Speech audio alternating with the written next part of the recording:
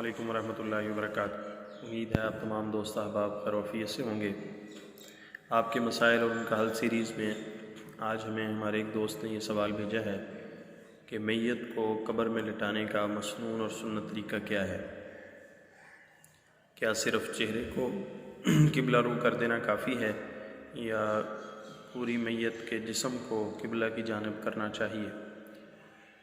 اس بارے میں یہ یاد رکھیے کہ ہمارے ہاں بعض عمومی طور پہ یہی ہو رہا ہے یا ہوتا ہے کہ میت کو قبر میں جب اتارا جاتا ہے تو لوگ میت کو قبر میں اتارنے کے بعد اس کا صرف چہرہ ہی قبلہ رخ کر دیتے ہیں، حالانکہ یہ سنت طریقہ نہیں ہے۔ اس کے لیے علماء کو بھی چاہیے کہ وہ ان لوگوں کو یہ مسئلہ سکھائیں اور بتائیں کہ صرف چہرے کو قبلہ رخ کر دینا کافی نہیں ہے، بلکہ پوری میت کے وجود کو، جسم کو قبلہ کی جانب کرنا چاہیے، اور یہی صحیح سنت طریقہ ہے۔